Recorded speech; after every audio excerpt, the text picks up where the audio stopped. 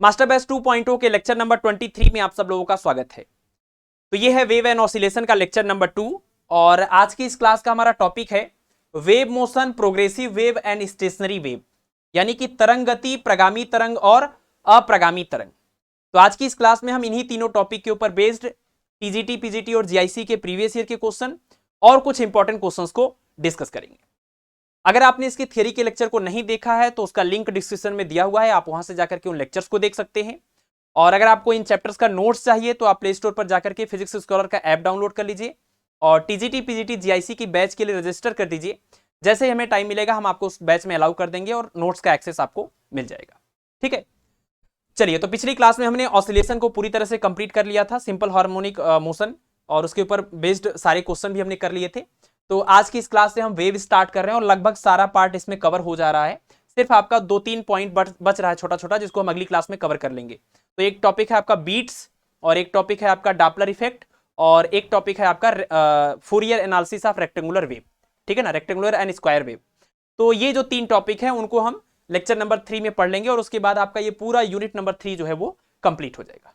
ठीक है, चलिए। तो अब क्लास को स्टार्ट करते हैं। और आज चूंकि 2-3 टॉपिक को हमने इसमें कवर अप किया है और इसके लिए आपको पता है सप्लीमेंट्री जो लेक्चर है वो टोटल 5 सप्लीमेंट्री लेक्चर के ऊपर बेस्ड ये लेक्चर है आपका, जिसका लिंक नीचे दिया हुआ डिस्क्रिप्शन में। तो इसलिए नंबर ऑफ क्वेश्चंस थोड़े ज्यादा हैं और 4 से 5 क्वेश्चन आपके लिए होंगे, बाकी सारे क्वेश्चन हम कर रहे हैं। चलिए, क्वेश्चन नंबर 1 देखिए। क्वेश्चन नंबर 1 में कह रहे हैं कि if the frequency of a vibrating string is doubled then the tension of the string will be, यानी यदि कंपन करते हुए किसी तार की आवृत्ति को 2 गुना कर दिया जाए तो उस तार में जो तनाव है वो कितने गुना हो जाएगा? आधा, 2 गुना, 3 गुना या फिर 4 गुना? देखिए, आपको पता है कि जब भी हम किसी तार को किसी 2 बाउंड्री के बीच में बांध करके इसको हम वाइब्रेट कराते हैं तो इसके वाइब्रेशन की जो फ्रीक्वेंसी होती है उसका एक फार्मूला होता है, और वो फार्मूला जनरल केस में होता है n = p/2l और √t/m, √t/m, जहां पर p क्या है? यहां पर जो p है उसको हम बोलेंगे mode of vibration, mode of vibration, या इसको आप बोल सकते हैं number of loop, number of loop. आप जब इस वायर को वाइब्रेट कराते हैं तो आपने देखा होगा कि कभी कभी ये क्या होता है कि एक लूप इसमें बनता है, कभी कभी इसमें क्या होता है कि 2 लूप बनते हैं, है ना। कभी कभी ऐसा होगा कि इसमें ऐसे करके 2 लूप बनेगा, और कभी ऐसा हो सकता है कि इसमें 3 लूप बने। तो एक लूप अगर बन रहा है तो यह है फर्स्ट मोड ऑफ वाइब्रेशन, 2 बन रहा है तो सेकंड मोड ऑफ वाइब्रेशन, 3 बन रहा है तो थर्ड मोड ऑफ वाइब्रेशन। ठीक है ना। तो पी का मतलब है मोड ऑफ वाइब्रेशन या नंबर ऑफ लूप, जितने लूप बन रहे हैं उतना ही मोड ऑफ वाइब्रेशन होता है। और यहां जो एल है ये इस वायर की लेंथ है, और जो टी है वो इसका टेंशन है, खिंचाव बल है, तनाव बल है, और एम जो है वो क्या है? एम यहां पर है मास पर यूनिट लेंथ, मास पर यूनिट लेंथ। ये जो वायर आपका एल लेंथ का है, अगर इस एल लेंथ के वायर का टोटल मास हम कहें कैपिटल एम, तो स्मॉल एम की वैल्यू हो जाएगी कैपिटल एम अपान में एल, यानी कि मास पर यूनिट लेंथ। ठीक है। और इसमें अगर हम p की वैल्यू 1 रख दें, अगर हम p की वैल्यू, सबसे छोटी वैल्यू p की यहां 1 होगी, और p की वैल्यू जब 1 रख देते हैं तब ये जो फ्रीक्वेंसी निकल के आती है इसको हम बोलते हैं, इस वायर का क्या, इस वायर का, इसको हम बोलते हैं फंडामेंटल फ्रीक्वेंसी। इसको क्या बोलेंगे? फंडामेंटल फ्रीक्वेंसी, या फिर आप इसको बोल सकते हैं फंडामेंटल फ्रीक्वेंसी या फिर मूल आवृत्ति, मूल आवृत्ति। ठीक है, ये फार्मूला भी आप याद रखें कि ये जो जनरल फार्मूला है उसमें हम p की वैल्यू 1 रखते हैं तो हमें इस स्प्रिंग की मूल आवृत्ति मिल जाती है, फंडामेंटल फ्रीक्वेंसी मिल जाती है। फिलहाल इस सवाल में अगर देखें तो इसमें कह रहे हैं कि आवृत्ति को 2 गुना किया गया है तो तनाव जो है वो कितने गुना हो जाएगा। इसका मतलब कि आवृत्ति और तनाव के अलावा बाकी जो दोनों यहां पर टर्म है वो कांस्टेंट है, यानी एल की वैल्यू, वायर का लेंथ सेम है और उसका मास पर यूनिट लेंथ भी सेम है। तो अगर ये दोनों कांस्टेंट है तो आपको साफ साफ दिख रहा है कि एन जो है वो टी के ऊपर कैसे डिपेंड कर रहा है। तो एन जो है टी के ऊपर इस तरह से डिपेंड कर रहा है कि n proportional to under root t, और अगर n proportional to under root t, इसका मतलब इसको हम तनाव का नियम भी बोलते हैं, n1/n2 इज इक्वल टू, ये होता है अंडर रूट t1/t2, है ना। इसको हम तनाव का नियम भी बोलते हैं, हमने थियरी वाले लेक्चर में इसको डिस्कस भी किया है, तो आप उस लेक्चर को जरूर देखें। काफी चीजें आपके जो यहाँ पर हम प्रॉब्लम डिस्कस कर रहे हैं वो ऑलरेडी थियरी में वहां पर डिस्कस किया जा चुका है। ठीक है, तो यहां पर आपको करना यह है कि क्वेश्चन के अकॉर्डिंग जो फ्रीक्वेंसी है वो इनिशियल फ्रीक्वेंसी का 2 गुना हुआ है, तो हमें ये फाइनल वाला टेंशन बताना है कि इनिशियल टेंशन का कितने गुना यहाँ पर हो जाएगा। ठीक है, तो यहां पर आप रख दीजिए n1 अपान n2 की जगह पर हो जाएगा 2n1 इज इक्वल टू ये प्रारंभिक तनाव T1 और ये फाइनल वाला टेंशन T2। यही T2 हमें पता करना है T1 के टर्म में। यहां से ये कैंसिल हो जाएगा, दोनों साइड का स्क्वायर करेंगे तो ये 1/4 इक्वल टू आ जाएगा यहाँ से क्या T1/T2। आप इसको सॉल्व करेंगे T2 इक्वल टू हो जाएगा 4T1, यानी कि फ्रीक्वेंसी को 2 गुना करने के बाद जो तनाव होगा वो प्रारंभिक तनाव का 4 गुना हो जाएगा, है ना। जो तनाव है वो क्या हो जाएगा, 4 गुना हो जाएगा। ठीक है, चलिए नोट कर लीजिए, इन सारी बातों को आप नोट करते हुए चलें। ये फंडामेंटल फ्रीक्वेंसी, ये जनरल फार्मूला। ठीक है, चलिए अगला सवाल देखते हैं, क्वेश्चन नंबर 2। क्वेश्चन नंबर 2 में कह रहे हैं कि 60 सेंटीमीटर लंबाई वाले कंपन करते हुए तार की मूल आवृत्ति यानी फंडामेंटल फ्रीक्वेंसी 256 हर्ट्ज है। यदि तार के तनाव को नियत रखते हुए लंबाई को 15 सेंटीमीटर बढ़ा दिया जाए, मतलब अगर हम उसके टेंशन को कांस्टेंट रखें, टेंशन को वेरी ना करें, तो अब नई वाली मूल आवृत्ति कितनी होगी। ठीक है, तो पहले हम फार्मूला लिख लेते हैं। फार्मूला हमारे पास है n इक्वल टू P/2L, लेकिन ये मूल आवृत्ति फंडामेंटल फ्रीक्वेंसी के लिए P की वैल्यू 1, तो 2L और अपान में क्या T/m। तो हमें पता है कि जो फंडामेंटल फ्रीक्वेंसी है वो टेंशन के ऊपर, मास पर यूनिट लेंथ के ऊपर डिपेंड करता है। ठीक है ना। अब यहां पर इस सवाल में क्या कह रहे हैं कि जो टेंशन है वो कांस्टेंट है, तो टेंशन तो कांस्टेंट है but mass per unit length का कहीं पर जिक्र नहीं है। इसका मतलब मास पर यूनिट लेंथ भी कांस्टेंट है।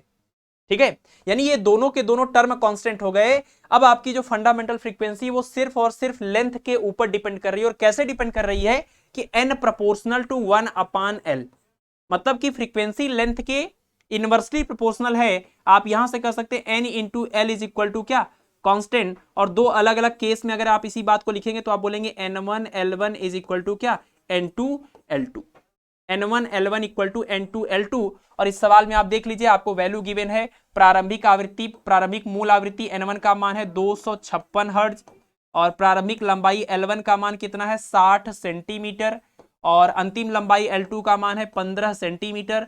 और आपको अंतिम आवृत्ति, ये भी फंडामेंटल ही है, ये भी मूल आवृत्ति ही है, क्योंकि आप लंबाई को बदल रहे हैं तो मूल आवृत्ति भी बदल जाएगी उसी हिसाब से। तो ये नई वाली मूल आवृत्ति n2 का मान आपको पता करना है, तो n2 का मान निकालना है, बाकी रख दीजिए। यहां पर ये हो जाएगा कितना 256 गुणे में 60 बराबर n2 इंटू यहां पर हो जाएगा कितना 15, और इससे इसको डिवाइड करिए 4 आएगा, 4 को इससे मल्टीप्लाई करिए तो आपको n2 इक्वल टू मिलेगा, ये 4 आ गया और ये हो गया 2 और ये हो गया 10। ठीक है, और इतना क्या हर्ट्ज। तो अगर आप देखिए लंबाई को 60 से घटा करके 15 कर देंगे यानी कि 1/4 कर देंगे तो आपका जो आवृत्ति है वो 4 गुना हो जाएगा। अगर आप लंबाई को 1/4 कर रहे हैं तो फ्रीक्वेंसी 4 टाइम्स हो जाएगा, क्योंकि आप देख ही रहे हैं यहाँ पर इनवर्स वाला रिलेशन है n प्रोपोर्शनल टू 1/L। तो लंबाई को जितने गुना आप करेंगे उसी के रेसिप्रोकल के बराबर आपकी आवृत्ति हो जाएगी। तो इसका ऑप्शन नंबर डी जो है वो करेक्ट हो जाएगा। ठीक है, चलिए अगला क्वेश्चन देखते हैं, क्वेश्चन नंबर 3। क्वेश्चन नंबर 3 में कह रहे हैं fundamental frequency of a wire of length 0.25 metre is 300 hertz, speed of transverse wave in wire is.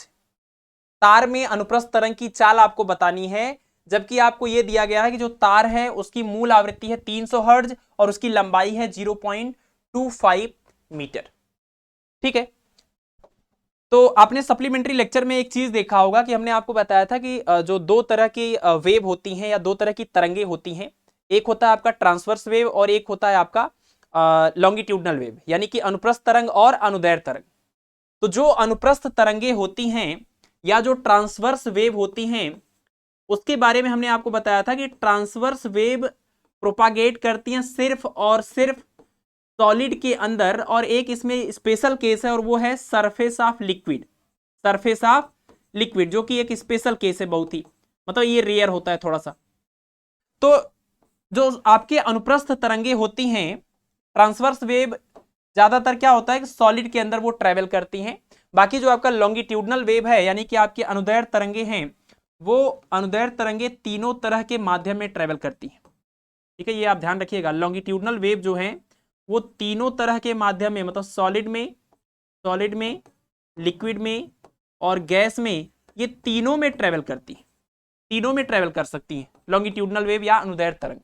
जबकि ट्रांसवर्स वेव सिर्फ और सिर्फ सॉलिड में ट्रेवल करता है।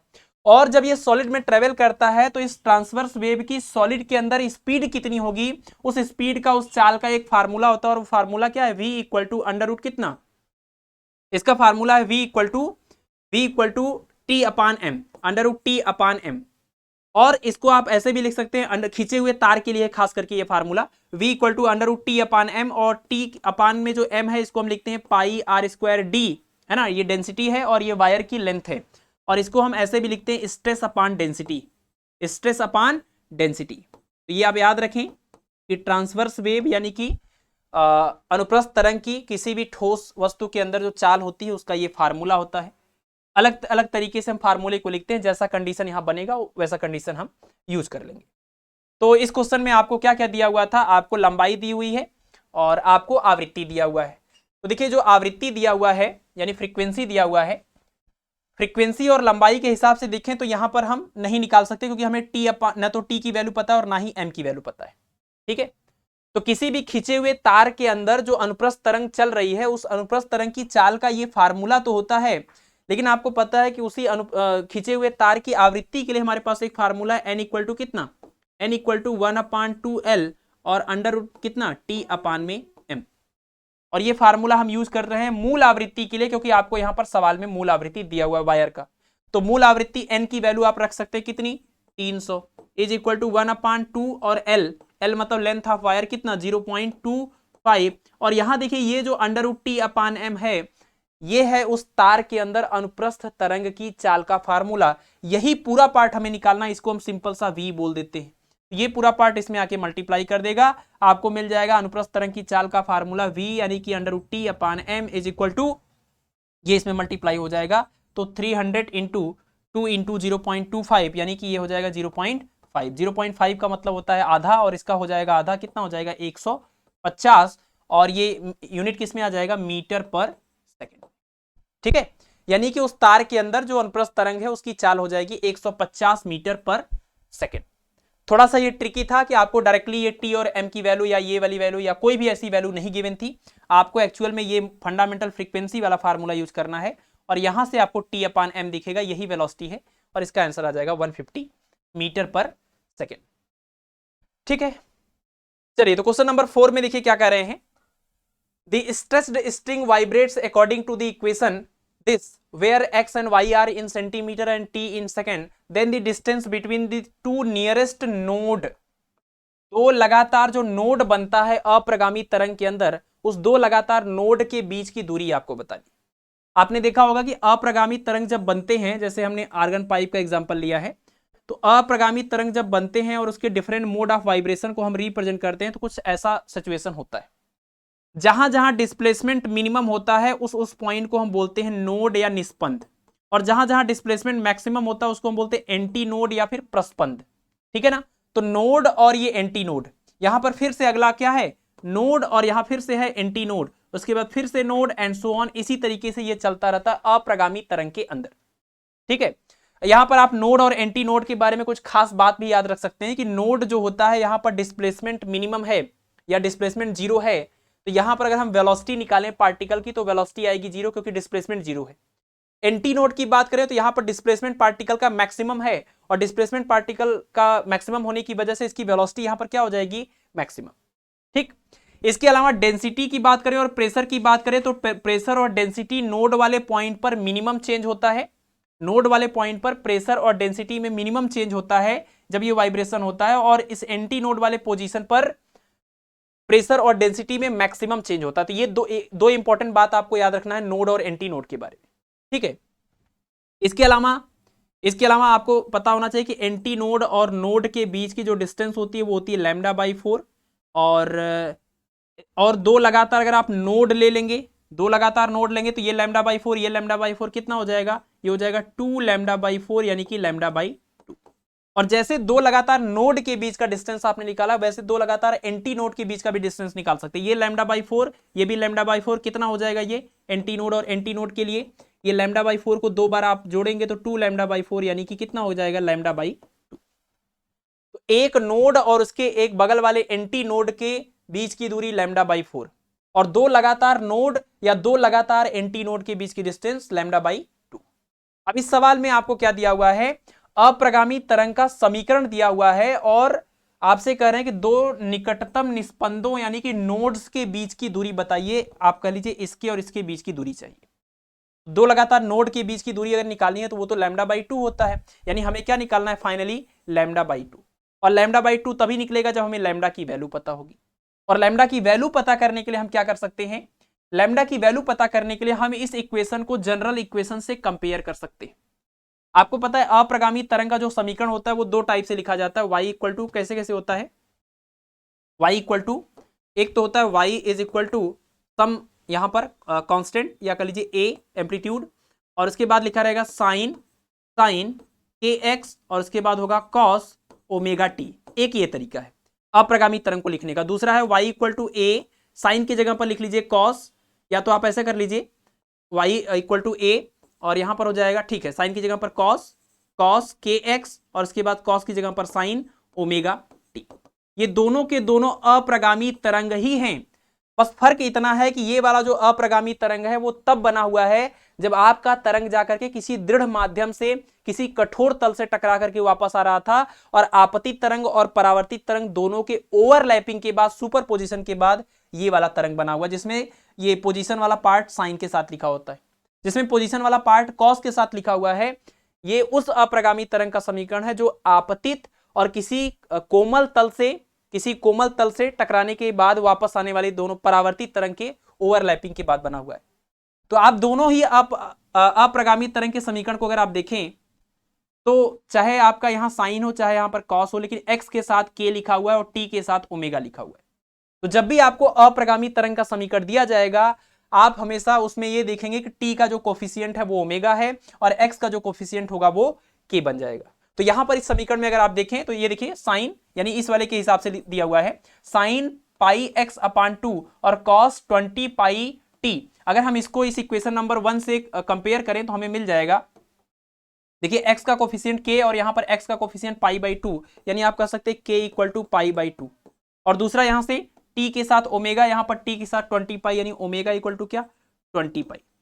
तो जिस अप्रगामी तरंग का ये समीकरण दिया हुआ है हम उसकी आवृत्ति, उसका आवर्तकाल निकाल सकते हैं, हम उसके लिए वेवलेंथ लैम्डा का मान निकाल सकते हैं, हम उसकी स्पीड निकाल सकते हैं, ठीक है ना। देखिए k का फार्मूला और भी होता है, k equal to 2 pi by lambda भी होता है, इसको हम प्रोपागेशन कांस्टेंट भी बोलते हैं, इसको हम संचरण नियतांक या प्रोपागेशन कांस्टेंट भी बोलते हैं, इसको भी आप देखते चलिए साथ में। तो संचरण नियतांक या propagation constant k equal to क्या होता है, k इक्वल टू होता है 2 पाई बाई लैम्डा, ठीक है। तो इस k की जगह पर जब हम लिखेंगे 2 pi by lambda is equal to यहाँ पर π/2, पाई से पाई कैंसिल, लैम्डा की वैल्यू कितनी आ जाएगी 4, और लैम्डा की वैल्यू 4 आ जाएगी तो यहां पर रख देंगे, यहां पर लैम्डा की वैल्यू 4 तो 4/2 करेंगे कितना आ जाएगा 2। तो दो लगातार नोड पूछते या दो लगातार एंटी नोड पूछते तो λ/2 ही वैल्यू आएगी, और लैम्डा की वैल्यू 4 रखने के बाद आंसर कितना आ जाएगा 2 सेंटीमीटर, ठीक है ना, क्योंकि डिस्टेंस यहां सेंटीमीटर में दिया था। अगर आपसे फ्रीक्वेंसी पूछते तो आपके पास यहां पर भी एक ऑप्शन है ओमेगा इक्वल टू 20 पाई, तो ओमेगा का फार्मूला होता है 2 pi n, omega equal to 2 pi n is equal to कितना 20 पाई, पाई से ये पाई कैंसिल हो जाएगा तो n की वैल्यू कितनी आ जाएगी 10 हर्ट्ज, ठीक है। तो आप n की वैल्यू निकाल सकते थे, n निकल गया आप t निकाल सकते थे, ठीक। तो ये क्वेश्चन इस तरीके से आप सॉल्व कर सकते हैं और ये इंफॉर्मेशन आपको याद रखनी, ठीक है ना। चलिए आगे बढ़ते हैं, और यहां पर ये इक्वेशन है अप्रगामी तरंग का ये भी है और अप्रगामी तरंग का ये भी। अगला क्वेश्चन देखिए क्वेश्चन नंबर 5। चलिए तो क्वेश्चन नंबर 5 में कह रहे हैं कि in the experiment for the determination of speed of sound in air using the resonance column method the length of air column that resonated in the fundamental mode with a tuning fork is 0.1 metre. मतलब air column की length 0.1 metre थी उस time fundamental mode के case में resonance की घटना हो रही थी। When this length is changed to 0.35 meter, the same tuning fork resonates with the first overtone। इन्होंने पूरा जो एक्सपेरिमेंट होता है रेजोनेंस ट्यूब का उसको पूरा एक्सप्लेन किया हुआ है, उस सिचुएशन को बताया हुआ है। The end correction will be, end correction यानी कि अंत्य संशोधन। अंत्य संशोधन क्या होता है, देखिए आपको पता है जो आपने आर्गन पाइप पढ़ा है, ओपन आर्गन पाइप या क्लोज्ड आर्गन पाइप, तो आपने कहा कि हमेशा ओपन वाले इंड पर एंटी नोड बनेगा यानी प्रस्पंद बनेगा, और क्लोज वाले इंड पर नोड बनेगा यानी निस्पंद बनेगा।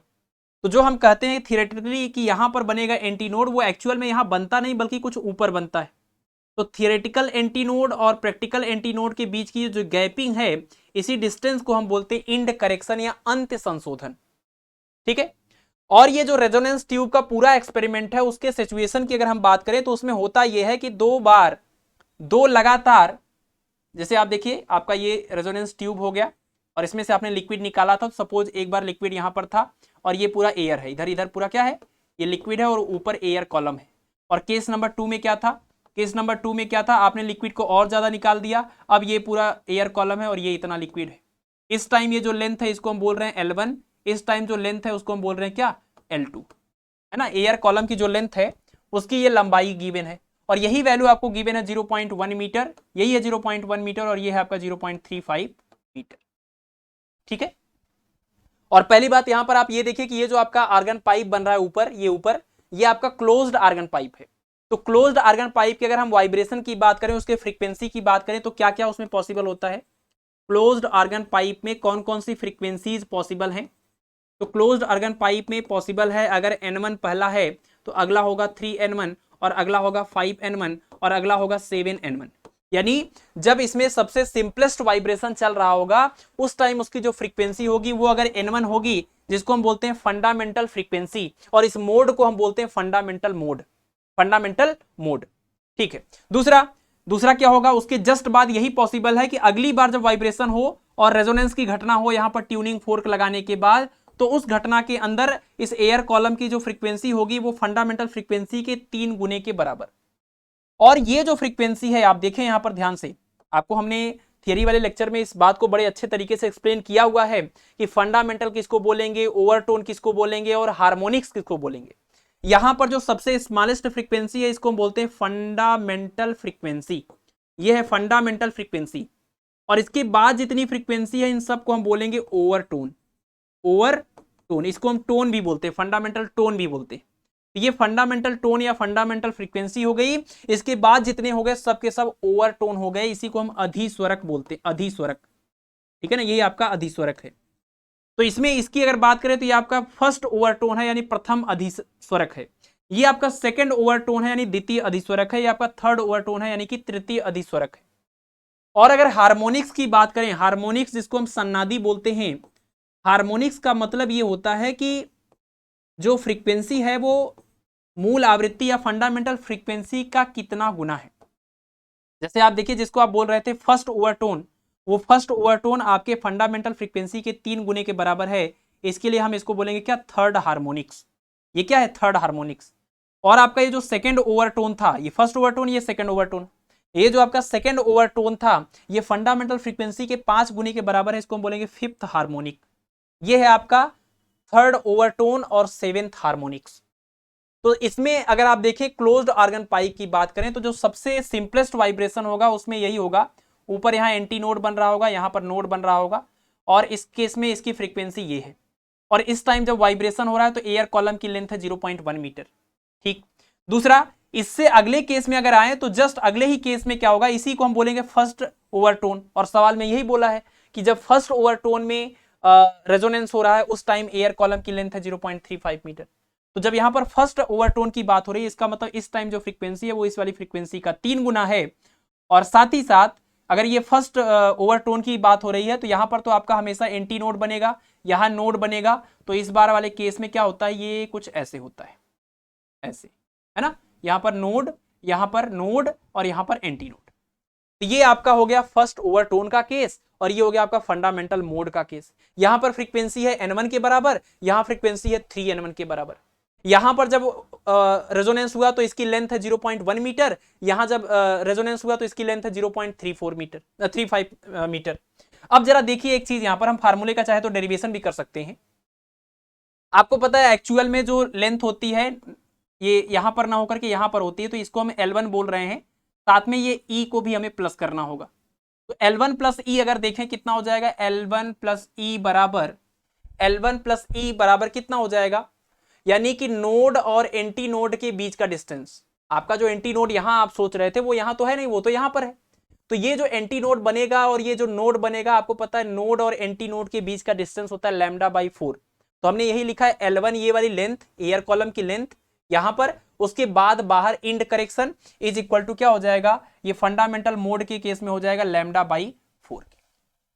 और यहां पर अगर देखिए फर्स्ट ओवरटोन के केस में कितना हो जाएगा L2, और ये यहां की बजाय बनेगा यहां पर ये E, तो L2 प्लस E किसके बराबर, ये हो जाएगा L2 प्लस E बराबर, और ये फर्स्ट ओवरटोन का केस है, फर्स्ट ओवरटोन का केस है, तो ये पूरी लेंथ आपको कितनी दिख रही है, ये देखिए यहां से ये नोड और ये एंटी नोड, तो नोड और नोड के बीच का डिस्टेंस कितना, नोड और नोड के बीच का डिस्टेंस लैम्डा बाई 2, और नोड और एंटी नोड के बीच का डिस्टेंस लैम्डा बाई 4, या तो ऐसे कर लीजिए नोड यहां एंटी नोड यहां एंटी नोड, तो ये लैम्डा बाई 4, ये लैम्डा बाई 4 और ये लैम्डा बाई 4, यानी ये हो जाएगा आपका 3 लैम्डा बाई 4, इसको बोलेंगे इक्वेशन नंबर 2। ठीक है, अब इसको आपका क्या करिए कि आपस में इसको डिवाइड कर दीजिए इन दोनों को, तो डिवाइड करने के बाद आपका आएगा L1 plus e upon L2 plus e is equal to ये lambda by 4 upon 3 lambda by 4, ये पूरा पूरा इससे कैंसिल 1 अपान 3 यहां से बच जाएगा, क्रॉस मल्टीप्लाई करिए तो ये हो जाएगा 3L1 plus 3E is equal to हो जाएगा L2 प्लस में E, और यहां से आपको E को इधर ले आना है और L1 को उधर ले जाना, तो 3E माइनस E यानी कि 2E इज इक्वल टू हो जाएगा L2 माइनस ये उधर जाके हो जाएगा 3L1, तो यहां से आपको E की वैल्यू मिलेगी L2 माइनस 3L1 और अपान में 2, ये है इंड करेक्शन का फार्मूला। ठीक है ना, और यही पूरा बेस है आपके रेजोनेंस ट्यूब का, जिसकी हेल्प से हम साउंड की स्पीड निकालते हैं एयर के अंदर।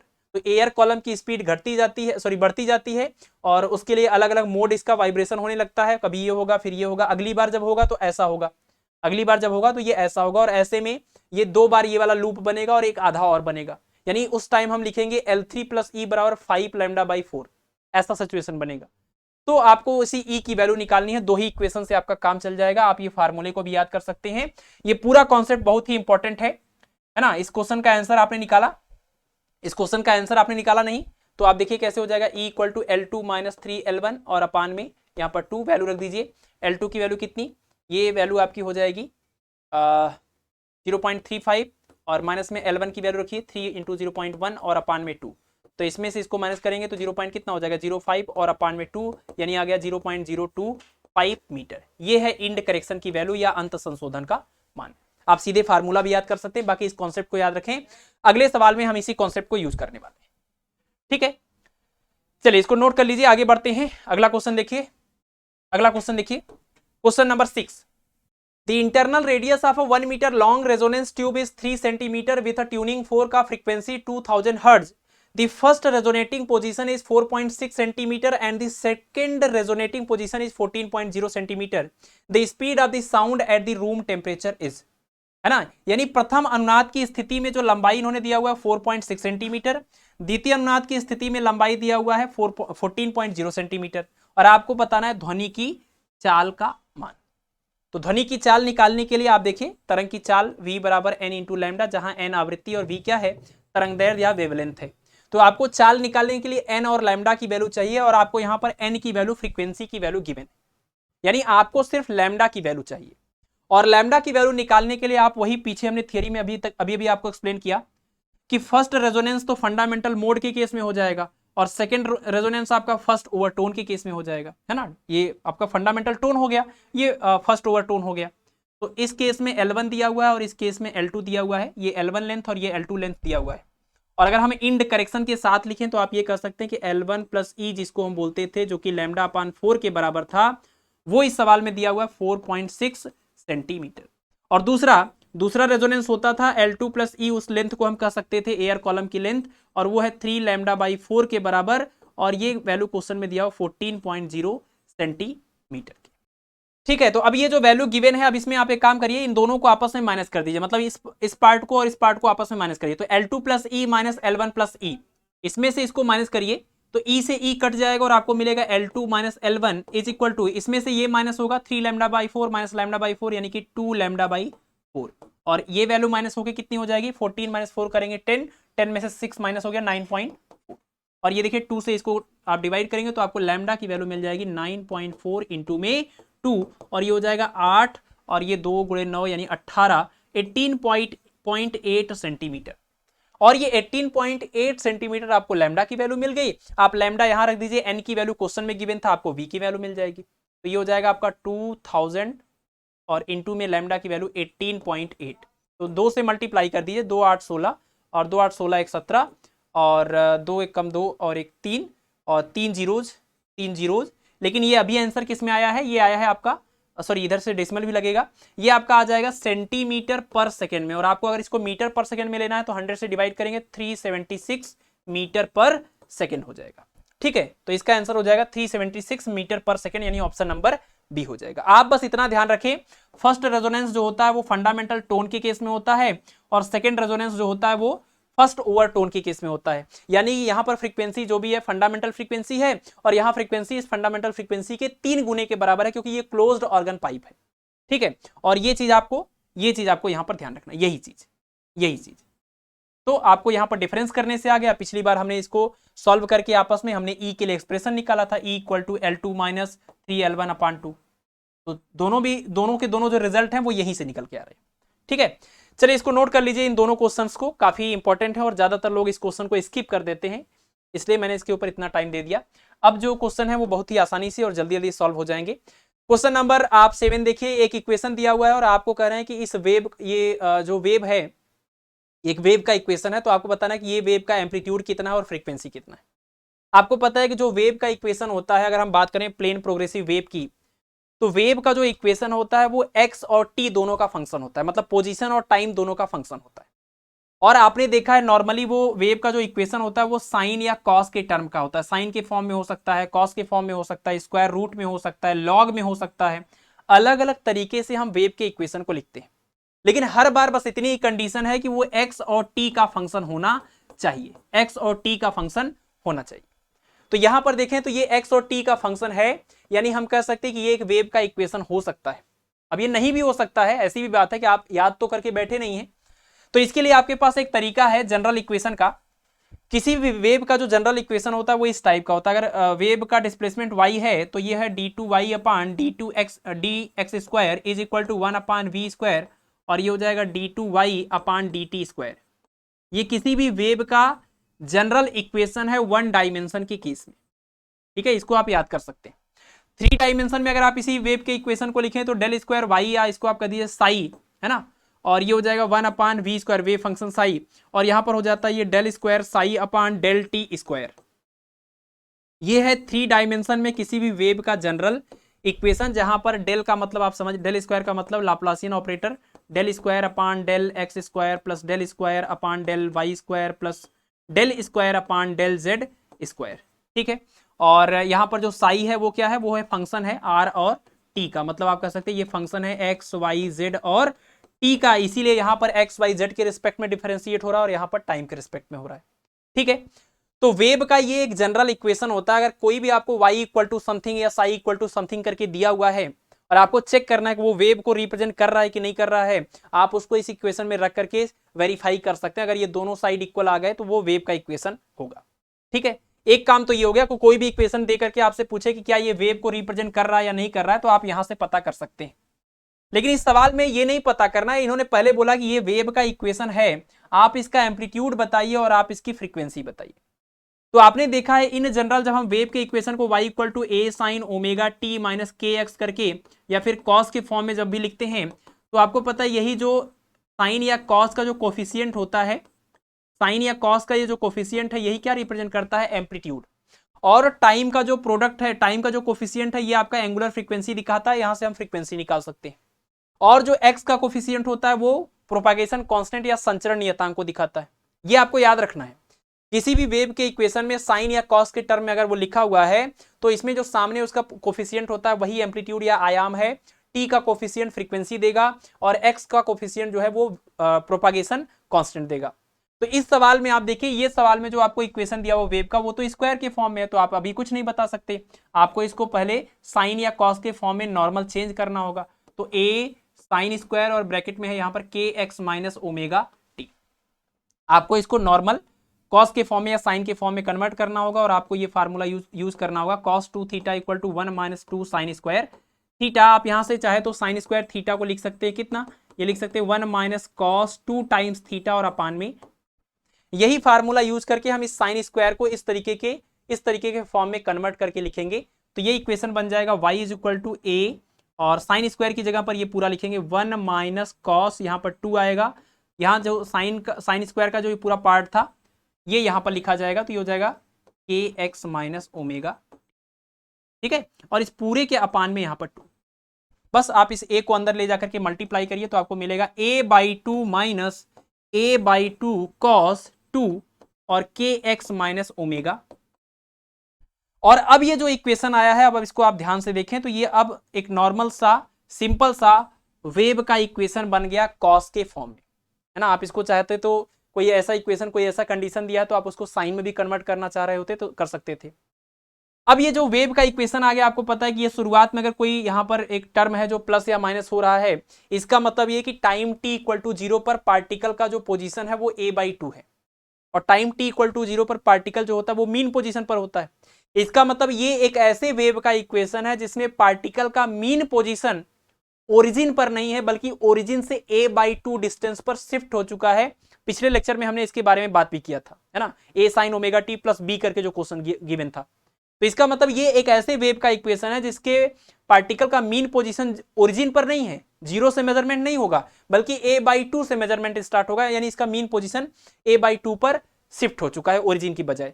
और यहां पर ये पूरा पार्ट आपको वेव को रिप्रेजेंट कर रहा है, और इस वेव का ये है पूरा एम्पलीट्यूड a/2, और आपको पता है जो t का कोफिशिएंट होता है वो फ्रीक्वेंसी को बताता है। तो एम्पलीट्यूड तो मिल गया, इस वेव का एम्पलीट्यूड कितना हो गया a/2, ये पूरा एम्पलीट्यूड हो गया।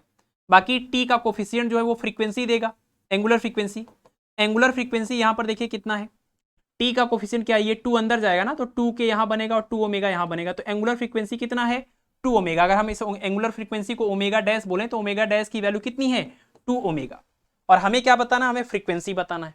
तो एंगुलर फ्रीक्वेंसी अगर पता है तो हम फ्रीक्वेंसी निकाल सकते हैं, क्योंकि एंगुलर फ्रीक्वेंसी इक्वल टू होता है 2 पाई, और ये frequency is equal to 2 omega.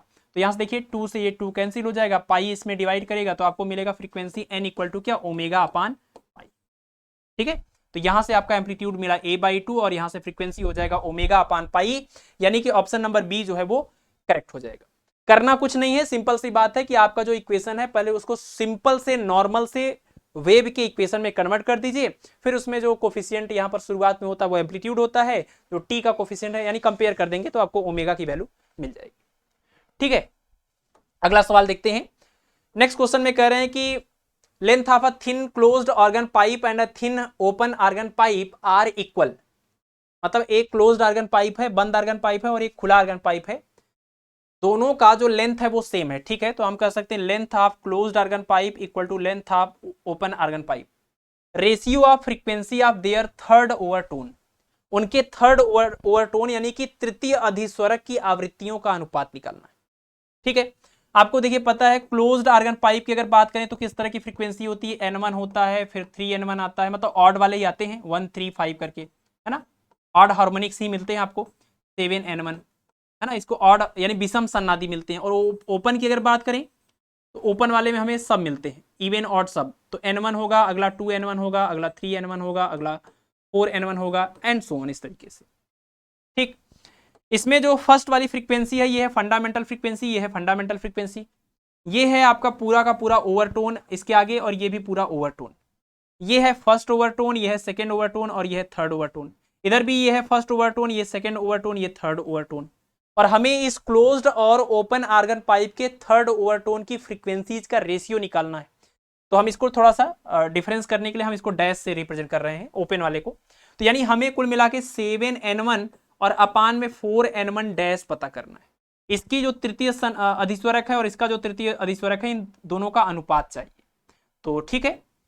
और n1 मतलब यहां पर फंडामेंटल फ्रीक्वेंसी से है। क्लोज्ड ऑर्गन पाइप के केस में, क्लोज्ड ऑर्गन पाइप के केस में जो फंडामेंटल फ्रीक्वेंसी का फार्मूला होता है v अपान में 4l के, है ना। और ओपन ऑर्गन पाइप के केस में जो फंडामेंटल फ्रीक्वेंसी का फार्मूला होता है v अपान में 2l के, ठीक है ना। यहाँ पर c का मतलब क्लोज्ड, o का मतलब ओपन। तो यहाँ पर हम लिखेंगे 7 इंटू, ये क्लोज्ड वाला केस है, तो क्लोज्ड वाले केस में यहाँ पर हो जाएगा v अपान में 4lc, और अपान में ये हो जाएगा 4 इंटू n1 डैश, यहाँ पर हो जाएगा v अपान में 2lo। और क्वेश्चन में कह रहे हैं कि LC और LO मतलब क्लोज्ड और ओपन ऑर्गन पाइप की लेंथ सेम है, तो ये वाला इससे कैंसिल हो जाएगा, इस V से ये V कैंसिल हो जाएगा, ऊपर से बचा कितना 7/4, और अपान में यहां से बचा कितना 4/2। तो आप इसको रेसिप्रोकल करके मल्टीप्लाई कर देंगे तो आपको मिलेगा 7/4 इंटू 2/4 और आपको 2 2 जा 4 और 4 2 जा 8 यानी कि 7/8 मिल जाए। यानी कि जो थर्ड हार्मोनिक्स हैं दोनों के, सॉरी थर्ड जो ओवरटोन है क्लोज्ड आर्गन पाइप के और ओपन आर्गन पाइप के, उनका रेशियो आ जाएगा 7:8 यानी कि ऑप्शन नंबर ए करेक्ट हो जाएगा। ठीक है, तो आपको ये बात याद रखनी होगी कि बंद आर्गन पाइप में और खुले आर्गन पाइप में जो हमें फ्रीक्वेंसीज मिलती है वो किस टाइप की होती है। तो इसको हम बोलते हैं फंडामेंटल फ्रीक्वेंसी, ये फंडामेंटल फ्रीक्वेंसी। दोनों की फंडामेंटल फ्रीक्वेंसी का फार्मूला आपको जरूर याद रखना है, इसके ऊपर ढेर सारे सवाल पूछे गए हैं। और इसके बाद ओवरटोन स्टार्ट हो जाता है, फर्स्ट ओवरटोन, सेकंड और थर्ड ओवरटोन। इसमें क्या होता है 1 के बाद 3 5 7 इस तरीके से चलता है और ओपन में 1 2 3 4 5 6 7 ऐसे चलता है ना। इसमें दोनों तरह के सन्नादी होते हैं, हार्मोनिक्स होते हैं, इवन वाले भी ऑड वाले भी। इसमें सिर्फ देखिए, इसमें सिर्फ और सिर्फ आपके ऑड वाले हार्मोनिक्स हैं, ठीक है ना। तो इस तरीके से आप इसको सॉल्व कर सकते हैं, सिंपल सा सवाल था। अगला देखिए, नेक्स्ट क्वेश्चन में कह रहे हैं कि on filling little bit water in a vessel its fundamental frequency increases, decreases, remains unchanged और नोटा, यानी नन ऑफ दीज एबव। कोई एक बर्तन है और उस बर्तन में अगर हम पानी भरेंगे तो क्या होगा। अगर मान लीजिए बर्तन खाली है और इसमें हम पानी भरें तो पानी भरने पर क्या होगा, ये पानी भरते भरते ऊपर ऐसे बढ़ता जाएगा बढ़ता जाएगा, और पानी जैसे जैसे बढ़ रहा है वैसे वैसे एयर कॉलम की जो लेंथ है वो कम होती जा रही, ठीक है। और ये आप देखिए, ये जो बर्तन है ये आपका क्लोज्ड आर्गन पाइप बना रहा है, और क्लोज्ड आर्गन पाइप की फ्रीक्वेंसी का हमारे पास फंडामेंटल फ्रीक्वेंसी का एक फार्मूला होता है क्लोज्ड आर्गन पाइप के लिए, V equal to N equal to V/4L, V/4L। तो इस फार्मूले से हमें साफ साफ पता चल रहा है कि अगर एयर कॉलम की जो लेंथ है वो घटेगी, पानी डालने से एयर कॉलम की लेंथ घट रही ना, पानी बढ़ रहा है और ये घट रहा है, तो लेंथ घट रहा है तो फ्रीक्वेंसी क्या हो जाएगी, फंडामेंटल फ्रीक्वेंसी क्या हो जाएगी, बढ़ जाएगी, यानी कि ऑप्शन नंबर ए करेक्ट हो जाएगा। ठीक है, चलिए तो अगला क्वेश्चन देखते हैं, क्वेश्चन नंबर 10।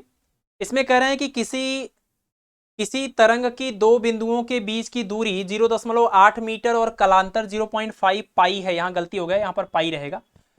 तो यदि तरंग की आवृत्ति 120 हर्ट्ज है तो तरंग का वेग होगा, यानी कलांतर दिया हुआ है और दो बिंदुओं के बीच की दूरी, और दो बिंदुओं के बीच की जो दूरी है मीटर में उसको हम पथांतर बोलते हैं, है ना, पाथ डिफरेंस।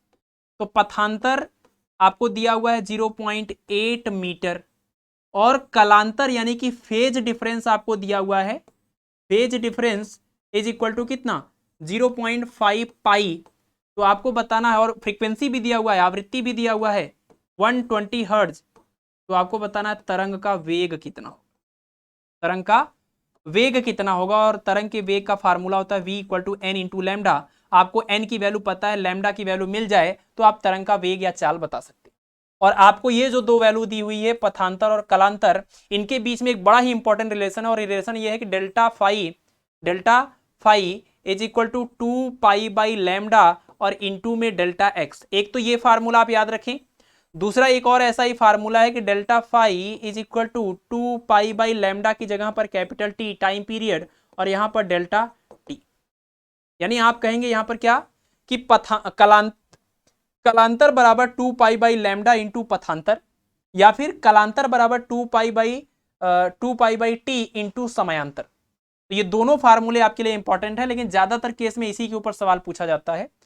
आपको देखिए कलांतर और पथांतर दिया हुआ है तो आप यहां से लैम्डा की वैल्यू निकाल सकते हैं। डेल्टा फाई की जगह पर रखेंगे 0.5 pi is equal to 2 pi by lambda, और यहां पर हमें रखना होगा पथांतर कितना 0.8।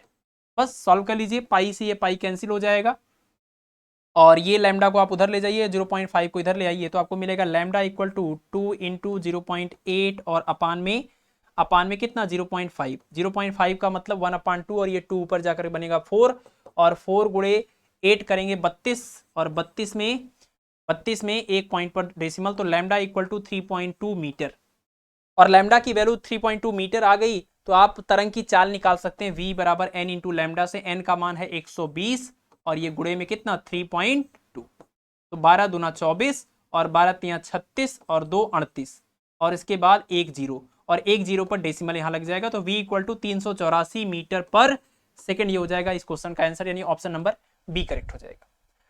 ठीक है, बस ये रिलेशन आपको याद रखना है। अगला क्वेश्चन देखिए, अगला क्वेश्चन नंबर 11 में कह रहे हैं कि एक बंद आर्गन पाइप की मूल आवृत्ति दी हुई है, इसे दो बराबर भागों में बांट दिया जाए तो इन टुकड़ों की मूल आवृत्ति कितनी होगी।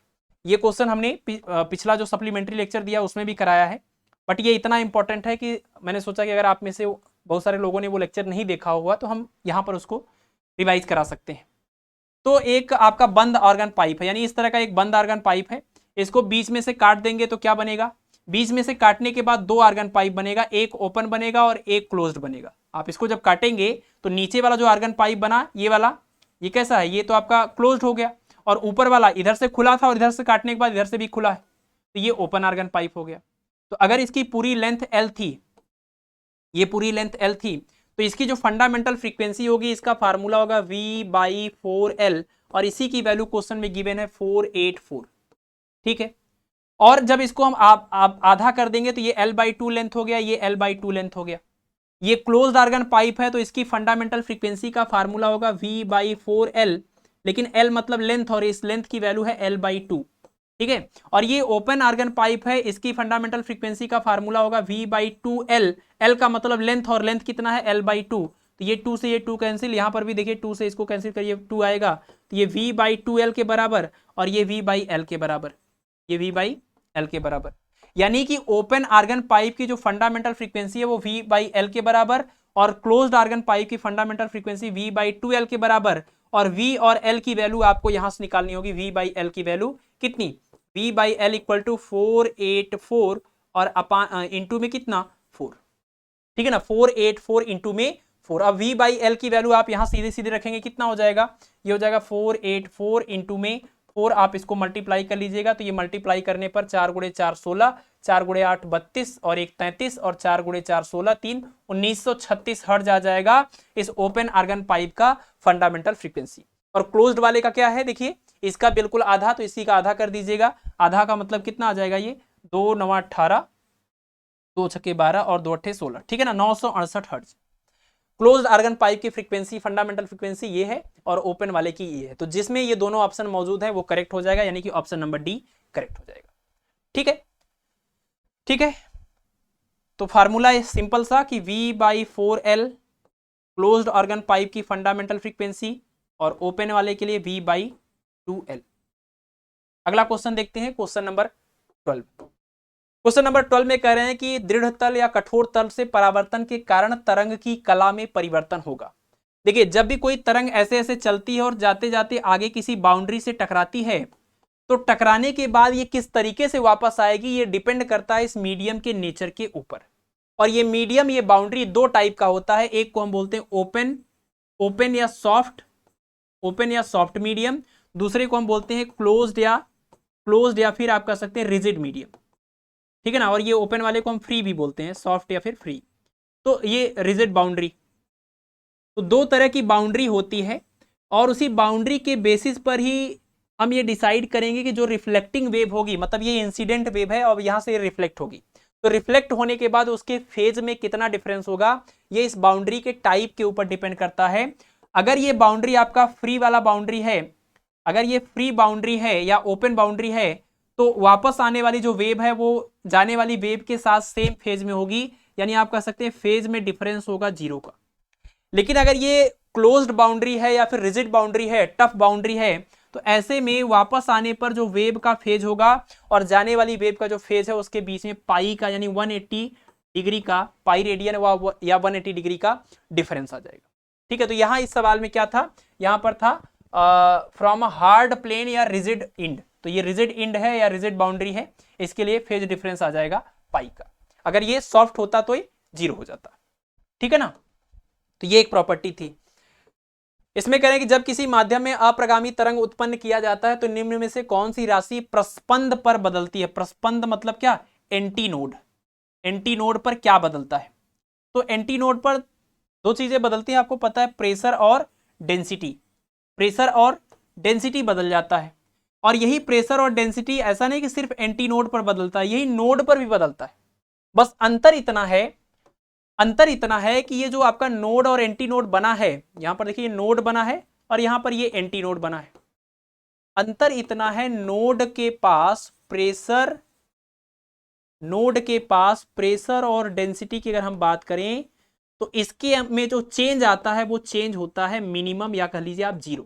है ना, इसको आप मिनिमम कहते हैं, 0 के बराबर होता है। इसी वजह से यहाँ पर इस तरह से सवाल पूछा गया एंटी नोड बोल करके, क्योंकि नोड के केस में ये जो चेंज होता है वो मिनिमम होता है और आप कह सकते हैं इसको 0 के बराबर होता है। और एंटी नोड की अगर बात करें तो एंटी नोड में भी प्रेशर और डेंसिटी में चेंज होता है, और ये चेंज कितना होता है, ये होता है मैक्सिमम। ठीक है, इसके साथ साथ एक और पॉइंट आप इसमें ऐड कर सकते हैं कि नोड वाले केस में पार्टिकल का जो डिस्प्लेसमेंट होता है वो 0, और पार्टिकल का डिस्प्लेसमेंट अगर 0 है तो इसकी वेलोसिटी भी क्या हो जाएगी, 0, या आप कह सकते हैं मिनिमम। यानी नोड वाले पॉइंट पर प्रेशर का चेंज और डेंसिटी का चेंज मिनिमम है, साथ में वेलोसिटी भी मिनिमम है पार्टिकल की। और एंटी नोड के केस में प्रेशर और डेंसिटी में जो चेंज है वो मैक्सिमम है, साथ ही पार्टिकल का डिस्प्लेसमेंट मैक्सिमम होने की वजह से इसकी वेलोसिटी भी क्या होती है, यहाँ पर मैक्सिमम होती है। फिलहाल इस सवाल के हिसाब से ऑप्शन नंबर सी जो है वो करेक्ट हो जाएगा। क्या बदलता है, तो प्रेशर और डेंसिटी बदलता है। ठीक है, अगला सवाल इसमें कह रहे हैं कि किसी अप्रगामी तरंग में दो क्रमागत निस्पंदों के बीच कण का कलांतर होगा। दो क्रमागत मतलब दो लगातार निस्पंदों के बीच यानी नोड्स के बीच का आपको कलांतर यानी कि फेज डिफरेंस बताना है, पाथ डिफरेंस नहीं। तो देखिए कहानी वही है कि ये बना एंटी नोड, ये बना नोड और ये बना नोड। एक नोड और एक एंटी नोड के बीच की जो डिस्टेंस होती है λ/4। यहां पर भी क्या हो जाएगा, λ/4 ये, λ/4 ये। तो इसका मतलब एक नोड और एक दूसरे नोड मतलब दो लगातार नोड के बीच की डिस्टेंस कितनी हो जाएगी, दोनों को ऐड करने के बाद आ जाएगा λ/2। तो दो लगातार नोड के बीच का पाथ डिफरेंस होता है, दो लगातार नोड या दो लगातार एंटी नोड भी उनके बीच का पाथ डिफरेंस λ/2 होता है। और अगर इन्होंने पूछा हुआ फेज डिफरेंस, तो फेज डिफरेंस निकालने के लिए हमें वही फार्मूला यूज करना होगा कि कलांतर बराबर 2π/λ इंटू पथांतर, यानी phase difference is equal to 2π/λ into path difference, और दो लगातार नोड के बीच का पाथ डिफरेंस होता है λ/2।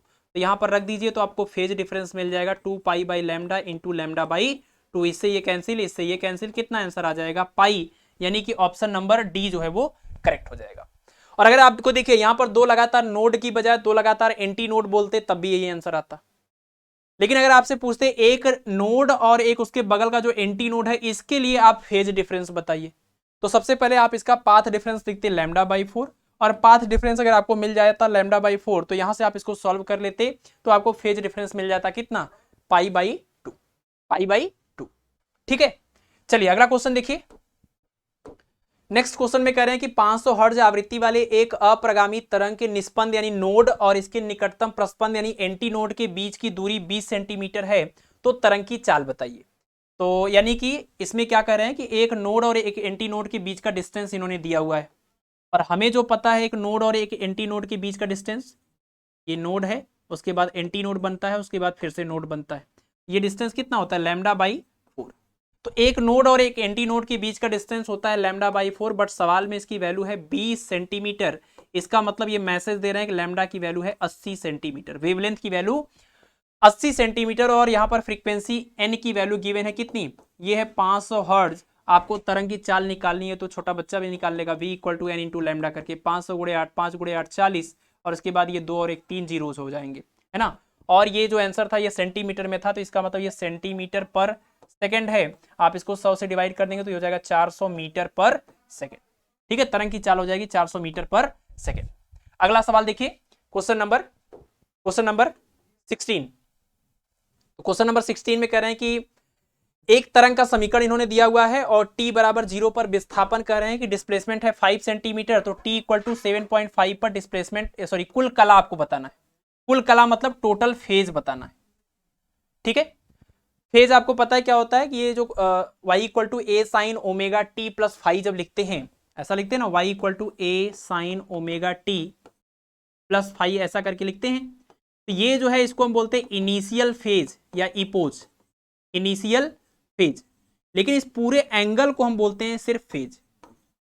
तो ये सवाल में ये कह रहे हैं कि t = 7.5 सेकंड पर, t की जगह पर 0.5 सेकंड रखने पर आपको टोटल ये फेज निकालना, ये पूरा जो इस क्वेश्चन में दिया हुआ ये पूरा निकालना है, ये पूरा एंगल, इसी को फेज बोल रहे हैं। तो टोटल फेज यानी कि 2πt/30 और प्लस में 5। अब देखिए t की वैल्यू आपको दिया हुआ 7.5, तो आप 7.5 रखेंगे तो ये तो सिंप्लीफाई हो गया, लेकिन ये इनिशियल फेज फाई आपको नहीं पता है। है ना। और इनिशियल फेज फाई पता करने के लिए आपको ये वाली कंडीशन यूज करनी होगी कि t बराबर 0 पर, यानी इनिशियल कंडीशन में y की वैल्यू, डिस्प्लेसमेंट की वैल्यू है 5। तो इस वाले इक्वेशन में हम इनिशियल कंडीशन यूज करें t इक्वल टू 0 का, तो y की जगह पर हमें 5 रखना चाहिए। तो ये हो जाएगा 5 is equal to 10, 5 is equal to 10, उसके बाद साइन, और ये t की जगह पर 0 रखना है तो ये पूरा हो जाएगा 0 और प्लस में आएगा 5। और यहां से आप इसको सिंप्लीफाई करेंगे, 2 इधर आएगा तो 1/2 इक्वल टू कितना बचा, साइन 5, और 1/2 का मतलब साइन 30 डिग्री, साइन 30 डिग्री यानी साइन π/6। कंपेयर करेंगे, फाई की वैल्यू आ गई π/6, यानी इनिशियल फेज आपको मिल गया, इनिशियल फेज आपको मिल गया t इक्वल टू 0 वाली कंडीशन यूज करने के बाद इस इक्वेशन में। और इनिशियल फेज जो आपको मिला, उस इनिशियल फेज को आप इसमें रख देंगे तो ये टोटल फेज आपको मिल जाएगा, लेकिन टाइम की वैल्यू भी रखनी है t इक्वल टू 7.5। तो t की जगह पर 7.5 और इनिशियल फेज 5 की वैल्यू रख दीजिए, तो आपको टोटल फेज मिल जाएगा 2π/30 इंटू टी की जगह पर, सॉरी t की जगह पर 7.5 और प्लस 5 की जगह पर π/6।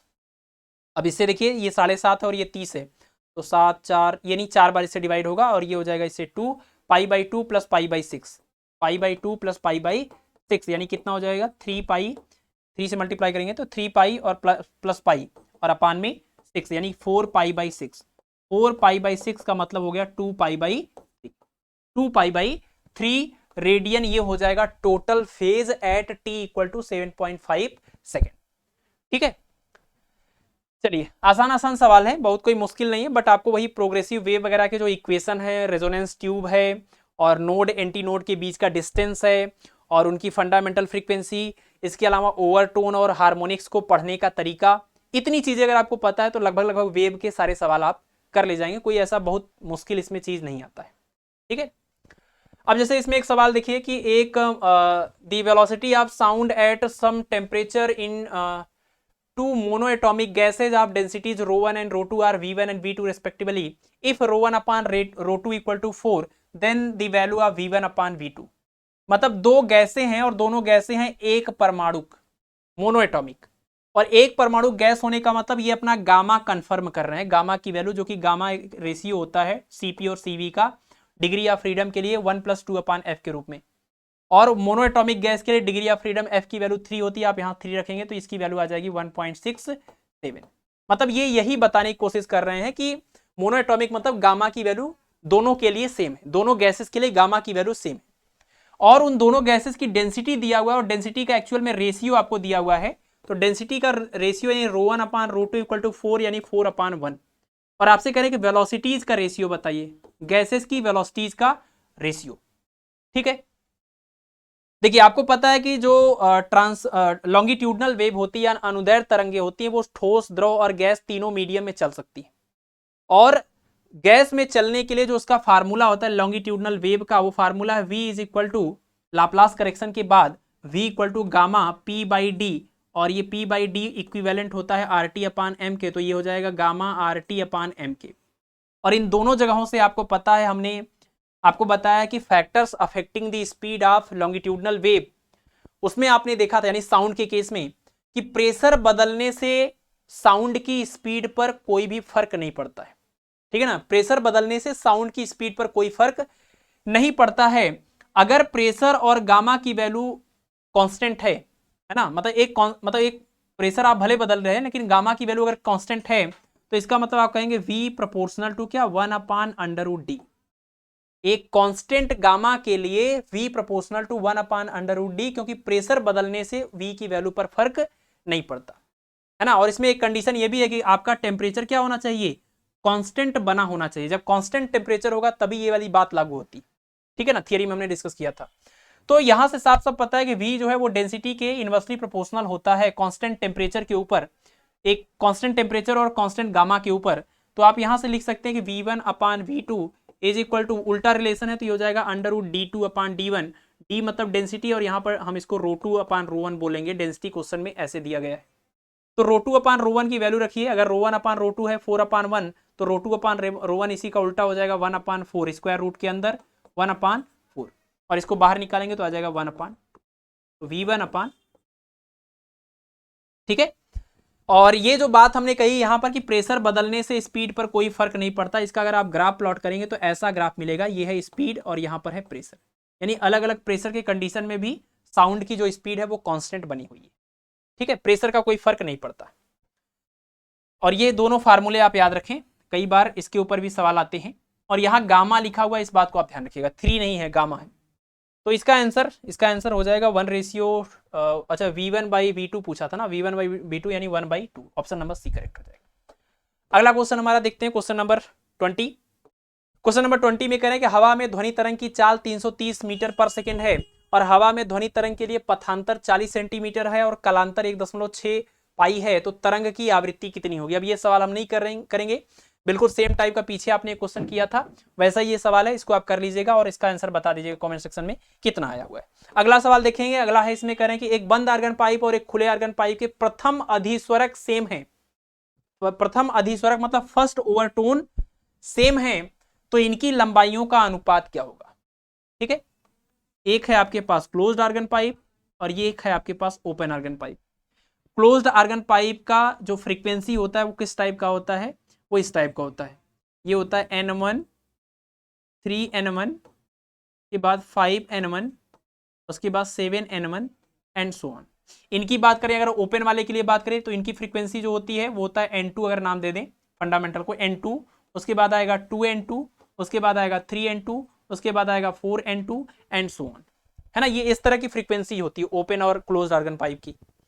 तो इस सवाल में ये करेंगे प्रथम अधिस्वरक यानी फर्स्ट ओवरटोन सेम है, तो जरा देखिए इनका फर्स्ट ओवरटोन जो है वो क्या है, ये तो है आपका फंडामेंटल टोन या फंडामेंटल फ्रीक्वेंसी, ये है आपका फर्स्ट ओवरटोन, इनका भी ये फंडामेंटल टोन या फंडामेंटल फ्रीक्वेंसी, ये है फर्स्ट ओवरटोन। और ये सवाल के अनुसार ये दोनों आपस में इक्वल है, तो आप कह सकते 3N1 is equal to 2N2 के, जहां N1 जो है वो फंडामेंटल फ्रीक्वेंसी है क्लोज्ड आर्गन पाइप का और N2 जो है वो फंडामेंटल फ्रीक्वेंसी है ओपन आर्गन पाइप का।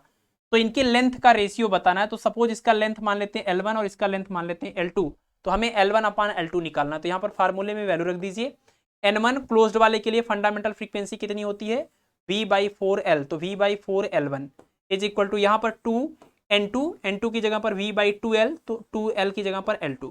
बाकी स्पीड ऑफ साउंड दोनों में सेम है, तो इससे ये कैंसिल हो जाएगा और इस 2 से ये 2 कैंसिल हो जाएगा। इस L1 को आप इधर ले जाइएगा तो आपको मिलेगा इधर 3/4 और ये L1 इधर चला जाएगा तो आपको मिलेगा L1/L2। मतलब इनकी लंबाइयों का जो अनुपात आएगा वो आएगा 3:4, यानी कि ऑप्शन नंबर सी करेक्ट हो जाएगा। ठीक है, चलिए अगला सवाल, क्वेश्चन नंबर 20। इसके बाद 5 क्वेश्चन अभी और करेंगे, 25 तक हम करेंगे, इसके बाद के 5 क्वेश्चन आप कर लीजिएगा।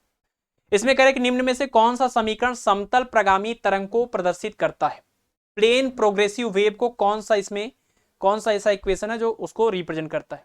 हमने पीछे आपको बताया कि प्लेन प्रोग्रेसिव वेव को रिप्रेजेंट करने के लिए प्लेन प्रोग्रेसिव वेव का जो एक्सप्रेशन होता है वो इस टाइप का होता है, y is equal to a function of ax plus minus bt या bt plus minus ax type का। ये है प्लेन प्रोग्रेसिव वेव के इक्वेशन का नेचर। ठीक है ना, प्लेन प्रोग्रेसिव वेव के इक्वेशन का नेचर। अब इसके अलावा और भी होता है, लॉग के फॉर्म में होता है, स्क्वायर रूट के फॉर्म में होता है, बट वो सिंप्लीफिकेशन के बाद इसी स्टेट में आके मिलेगा आपको। ठीक है, तो यहां पर ये सवाल में कह रहे हैं कि इसमें से कौन सा ऐसा इक्वेशन है। पहले तो आप प्लेन प्रोग्रेसिव वेव आपने देख लिया ना, इसके अलावा आप उसका देख लीजिए स्टेशनरी वेव का इक्वेशन। स्टेशनरी वेव का इक्वेशन कैसा है, स्टेशनरी वेव का इक्वेशन आपको हमने बताया, स्टेशनरी वेव का इक्वेशन इस टाइप का होता है, y equal to some constant यानी कि एम्पलीट्यूड और उसके बाद में साइन kx और कॉस ओमेगा टी, इस टाइप का हो सकता है। दूसरा ऐसा हो सकता है y इक्वल टू a, यहां पर हो जाएगा कॉस kx और यहां पर हो जाएगा साइन ओमेगा, इस टाइप का। मतलब साइन और कॉस आपस में इंटरचेंज हो सकते हैं। ये स्टेशनरी वेव के इक्वेशन का नेचर है। बाकी कोई भी ये जो इक्वेशन यहां दिया हुआ वो वेव को रिप्रेजेंट कर रहा है कि नहीं कर रहा है, तो वेव कंफर्म करने के लिए हमने आपको बता दिया था d2y/dx² बराबर 1/v² और d2y/dt²। ये किसी भी वेव को कंफर्म करने के लिए कि दिया गया इक्वेशन वेव को रिप्रेजेंट कर रहा है कि नहीं कर रहा है, आप इसको यूज कर सकते हैं। बाकी एक सिंपल सी बात आप याद रखें कि वेव के इक्वेशन में पोजीशन और टाइम दोनों होता है। अगर पोजीशन और टाइम में से सिर्फ एक प्रेजेंट है, इसका मतलब वो किसी पार्टिकल के सिंपल हार्मोनिक मोशन के का इक्वेशन दिया हुआ है, न कि किसी वेव का इक्वेशन दिया। ठीक है ना, वेव अलग चीज हो गई, पार्टिकल का सिंपल हार्मोनिक मोशन अलग चीज हो गया, दोनों के इक्वेशन में ये डिफरेंस याद रखिए। तो y इक्वल टू ए ये तो नहीं है, y equal to a sine omega t, ये आप देखिए y equal to a sine omega t, ये किसी पार्टिकल के सिंपल हार्मोनिक मोशन का इक्वेशन है, किसी वेव का इक्वेशन ये नहीं। क्यों? क्योंकि इसमें पोजीशन नहीं मिल रहा है, कहीं पर टाइम मिल रहा है, ठीक है ना। और y equal to a cos omega t, ये और ये दोनों वही बात हो गई, एक ही चीज हो गई, सिंपल हार्मोनिक मोशन को रिप्रेजेंट कर रहे हैं, ये सिंपल हार्मोनिक मोशन एक पार्टिकल का। और यहाँ देखिए y equal to a sine a t minus b x और प्लस में सम c, तो यहाँ पर t है और x है और ये बीच में प्लस या माइनस लगा हुआ है, ये आपका प्लेन प्रोग्रेसिव वेव का जो कंडीशन होता है उसके अकॉर्डिंग यहाँ पर दिख रहा है, तो यही है आपका प्लेन प्रोग्रेसिव वेव का इक्वेशन, ठीक है। इस तरीके से आप ढूंढ लेंगे, आप ये कंडीशन ढूंढ लीजिए।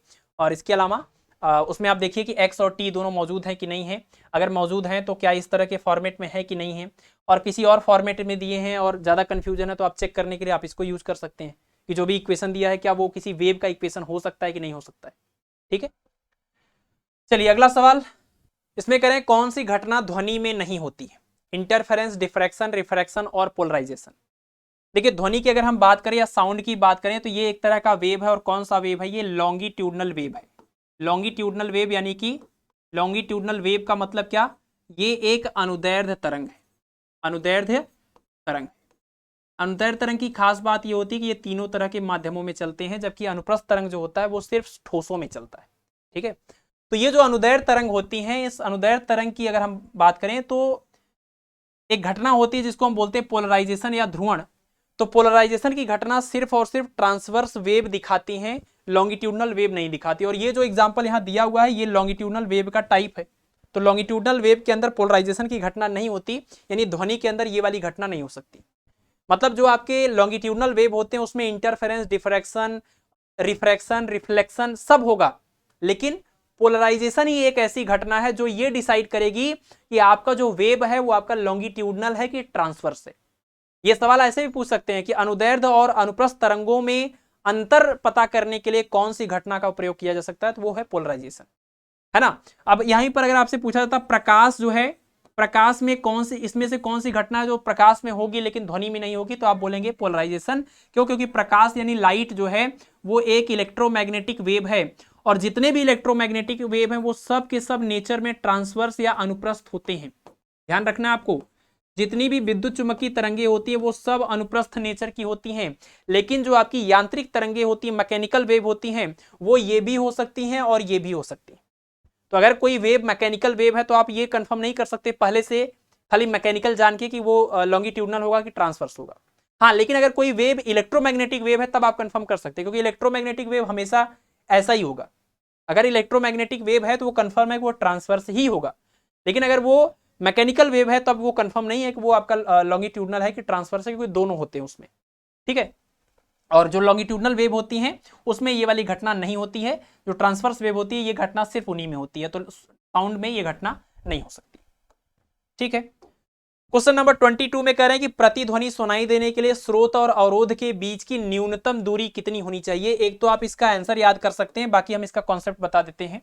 इसका आंसर ये, अगर आपको 16.5, 16.8 और 17 ऐसा दिया हुआ है तो वो सारे आंसर करेक्ट होंगे, और ऐसा कभी नजदीक वाला ऑप्शन नहीं देखा। देखिए 15 के बाद नहीं दिया हुआ है, यहीं पर अगर 16.5 दे देता तब ये कंट्रोवर्शियल हो जाता, क्योंकि 16.5 भी पॉसिबल है और 17 भी पॉसिबल है।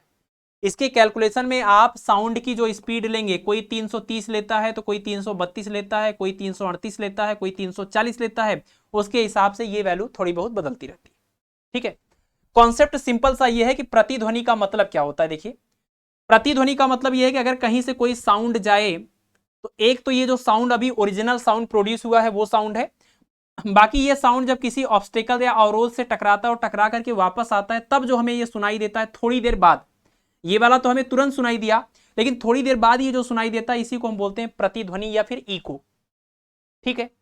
अब सुनाई देने के लिए कंडीशन क्या होनी चाहिए, कंडीशन क्या होनी चाहिए। देखिए कभी भी हमें दो साउंड के बीच में हम डिफरेंस तभी क्रिएट कर सकते हैं, तभी पता कर सकते हैं जब उनके बीच में कम से कम 1/10 सेकेंड की गैपिंग।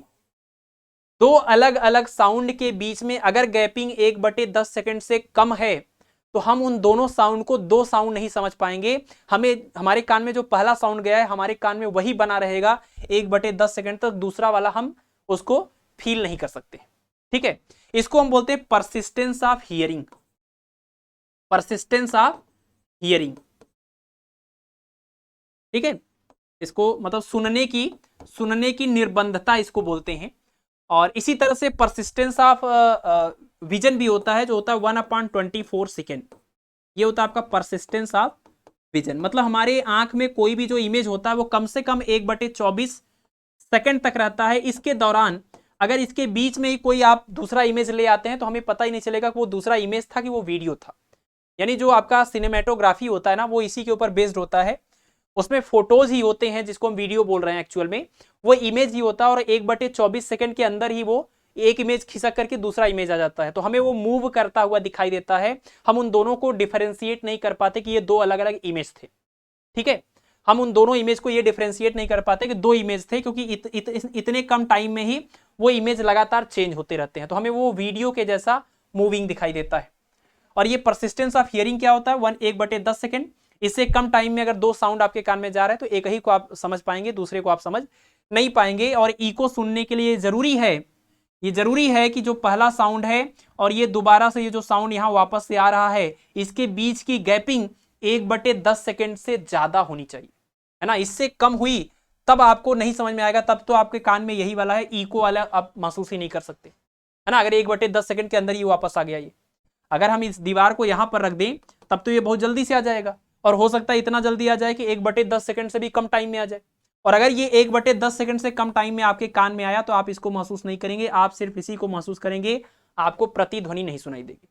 तो प्रतिध्वनि सुनाई देने के लिए जरूरी है कि इस वाले साउंड और दोबारा से जो साउंड आएगा इसके बीच की जो गैपिंग होनी चाहिए वो 1/10 सेकंड से ज्यादा होनी चाहिए। और आप देखिए इसके हिसाब से क्या हो गया, इसके हिसाब से आप कैलकुलेशन कर सकते हैं कि अगर ये डिस्टेंस सपोज d है और फिर ये डिस्टेंस भी d हो जाएगा, और इधर से साउंड गया v वेलोसिटी से और ये ऐसे वापस आ रहा है, तो इधर से इधर जाने में आने में कितना समय लगेगा, समय बराबर दूरी बटे चाल, दूरी कितना d और d मिला करके 2d और बटे में चाल कितना v। अब इसको अगर आप सुनना चाहते हैं प्रतिध्वनि को, तो आपको पता है कि ये जो टाइम की वैल्यू होनी चाहिए वो 1/10 सेकंड से ज्यादा या उसके बराबर होनी चाहिए, इससे कम नहीं होनी चाहिए, इससे कम नहीं होनी चाहिए। ठीक है ना। तो इसका मतलब आप कह सकते हैं 2d/v greater or equal to 1/10k, और यहां से आपको d की वैल्यू निकालनी है, तो d is greater or equal to कितना, v/20k। ठीक है ना, v/20k। अब यहां पर आप देखिए v की वैल्यू आप अगर 332 रखते हैं तो अपान में ये 20 करेंगे तो कितना हो जाएगा, ये हो जाएगा 2 यानी 17, यानी कि 17 नहीं, 2 का 2 और 2 छक्के 12 और 2 छक्के 12 यानी 16.6 हो गया। अगर आप यहाँ पर 340 रखते हैं तो 340 बटे में 2 रखेंगे, ये कितना हो जाएगा, ये 17 हो जाएगा। और ये किसकी वैल्यू आ रही है, ये वैल्यू आ रही है डी की value. D is greater or equal to कितना होना चाहिए, 17 मीटर।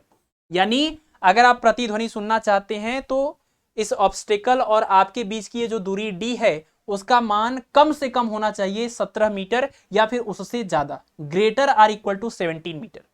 17 कहिए चाहे 16.6 कहिए, तो इसका मतलब कम से कम कितनी होनी चाहिए, 17 मीटर। इससे ज्यादा है तो अच्छी बात है, इससे कम होने पर आपको प्रतिध्वनि सुनाई नहीं देगी। ठीक है, चलिए क्वेश्चन नंबर 23 में कह रहे हैं कि ध्वनि का माध्यम में संचरित होना कौन सा प्रक्रम है। मतलब साउंड जब किसी मीडियम में प्रोपागेट करता है और कंप्रेशन और रेयरफैक्शन बनता है, संपीड़न और विरलन बनता है, तो ये कौन सी घटना है, कौन सा प्रक्रम है, समतापी, समदाबी, रुद्धोष्म और समदाबी, है ना, 2 बार समदाबी लिखे, सम आयतनिक है ना, ये आपका समतापी है, ये सम आयतनिक होगा, सम आयतनिक। ठीक है ना। तो आपको बताना है कि वो कौन सा प्रक्रम है। तो थियरी वाले लेक्चर में हमने आपको एक्सप्लेन किया है कि साउंड जब किसी मीडियम में ट्रेवल करता है और उसमें जब कंप्रेशन और रेयरफैक्शन होता है, कंप्रेशन और रेयरफैक्शन होता है, तो कंप्रेशन होने पर जो हीट निकलती है वो, और रेयरफैक्शन होने पर जो हीट की जरूरत पड़ती है, ये इसका टेम्परेचर कम हो जाता है तो हीट की जरूरत पड़ती है। न्यूटन के अकॉर्डिंग ये प्रोसेस इतना धीरे धीरे होता है कि हीट का ट्रांसफर पॉसिबल है। जहां कंप्रेशन होता है वहां से हीट सराउंडिंग को जाता है, और जहां रेयरफैक्शन होता है वहां पर सराउंडिंग से हीट यहां पर आता है, जहां पर रेयरफैक्शन होता है वहां पर। ये न्यूटन ने कहा था, और इनके अनुसार अगर हीट का ट्रांसफर यहां पर पॉसिबल है तो इसको इन्होंने कहा था कि ये कौन सा प्रोसेस हो गया, आइसोथर्मल यानी कि समतापीय प्रक्रम, न्यूटन ने बताया था। और इसके अकॉर्डिंग इन्होंने बताया कि साउंड की जो गैस के अंदर स्पीड होगी उसका फार्मूला होगा v इक्वल टू √p/d, जो कि गलत आया। इससे आंसर लगभग 280 मीटर पर सेकेंड आया, जो कि सही नहीं था। फिर लाप्लास ने क्या किया, लाप्लास ने कहा नहीं, कंप्रेशन और रेयरफैक्शन इतना फास्ट होता है कि इसमें हीट के ट्रांसफर का कोई मौका नहीं मिलता, यानी ये जो प्रोसेस है ये एडियाबैटिक है, इसमें हीट का ट्रांसफर नहीं होता। तो ये एक एडियाबैटिक प्रोसेस है, और एडियाबैटिक प्रोसेस में यहां पर जहां पर बल्क मॉडुलस रखना चाहिए था वहां पर आइसोथर्मल बल्क मॉडुलस जो कि प्रेशर के इक्वल होता है वो नहीं रखेंगे, बल्कि एडियाबैटिक बल्क मॉडुलस रखेंगे जो कि गामा पी के बराबर होता है, क्योंकि जनरल फार्मूला ये था ना, v इक्वल टू √b/d। अब इन्होंने न्यूटन ने बताया था b की जगह पर b इक्वल टू, आप ये वाला लिख दीजिए, b equal to ET is equal to p isothermal ये इलास्टिसिटी। और इन्होंने क्या कहा था, लाप्लास ने करेक्शन की बात कहा था, नहीं, b की जगह पर आपको रखना होगा ES एडियाबैटिक इलास्टिसिटी, जो कि गामा p के बराबर होती है। तो इनके हिसाब से v इक्वल टू √γ/p/d आएगा, और ये बिल्कुल सही आया 332 मीटर पर सेकेंड के आसपास, जो कि प्रैक्टिकल वैल्यू के बिल्कुल बराबर है। ठीक है, तो यहां से आपको पता चला कि सही आंसर तभी आएगा जब आप इस प्रोसेस को क्या लेंगे, एडियाबैटिक यानी कि रुद्धोष्म प्रक्रम। ठीक है, इसी को बोलते हैं लाप्लास करेक्शन। और अगला है आपका क्वेश्चन नंबर 24। वायु में 0 डिग्री सेल्सियस पर ध्वनि की चाल 332 मीटर पर सेकेंड है, तो ध्वनि की चाल 35 डिग्री सेल्सियस पर कितनी होगी। इसका एक सिंपल सा फार्मूला है कि v at temperature T is equal to V0 plus 0.6 1 into में T, मतलब T डिग्री सेल्सियस पर ध्वनि की चाल कितनी होगी, तो 0 डिग्री सेल्सियस पर ध्वनि की चाल वायु में प्लस 0.61 इंटू में टेम्परेचर।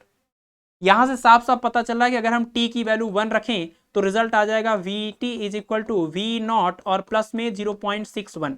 V0 का मतलब वही 332 मीटर पर सेकेंड, प्लस में कितना 0.6, ये पूरा 61, इतना ऐड हो गया, अब इतना मीटर पर सेकेंड। तो ये भी एक सवाल है कि 1 डिग्री सेल्सियस टेम्परेचर बढ़ाने पर वायु में ध्वनि की चाल कितनी बढ़ जाती है, तो 0.61 मीटर पर सेकेंड बढ़ जाती है।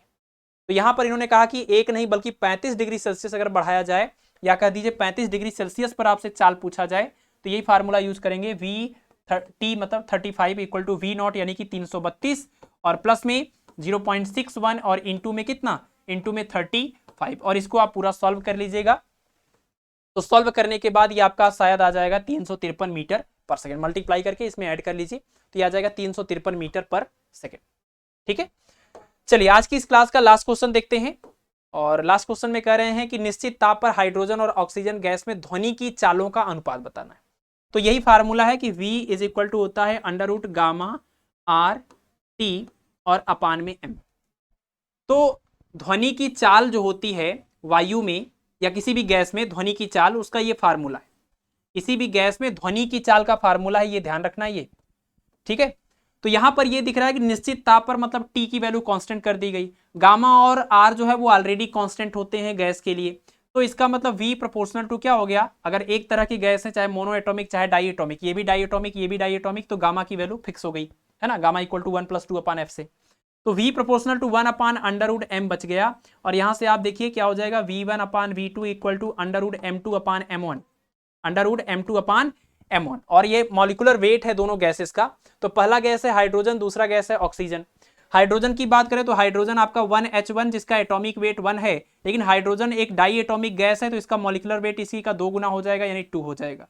ऑक्सीजन की बात करें तो ऑक्सीजन का एटॉमिक वेट 16 है, लेकिन ऑक्सीजन भी एक डाई एटॉमिक गैस है तो इसका 2 गुना हो जाएगा, मॉलिक्यूलर वेट हो जाएगा कितना 32। तो यहां पर आप रख दीजिए ऑक्सीजन के लिए M2 मतलब ये ऑक्सीजन के लिए 32 और M1 मतलब ये हाइड्रोजन के लिए 2, इससे इसको डिवाइड करिए कितना हो जाएगा 16, 16 का स्क्वायर रूट 4 हो जाएगा 4/1 यानी V1/V2। यहाँ 1 मतलब ये किसके लिए, ये है आपका पहला नाम हाइड्रोजन का और दूसरा नाम ऑक्सीजन का, तो VH/VO इक्वल टू 4:1 यानी कि ऑप्शन नंबर बी करेक्ट हो जाएगा।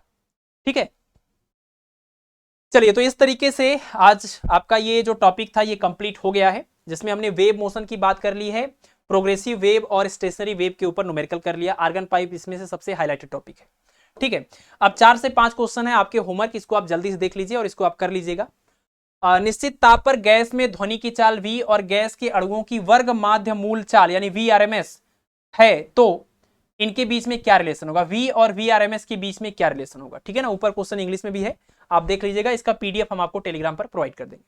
तो इसमें से कौन सा आंसर करेक्ट होगा, अगला क्वेश्चन कह रहे हैं कि यदि अपश्रव्य, श्रव्य और पराश्रव्य तरंगों की वायु में चाल v1, v2 और v3 हो तो इसमें से कौन सा रिलेशन करेक्ट होगा।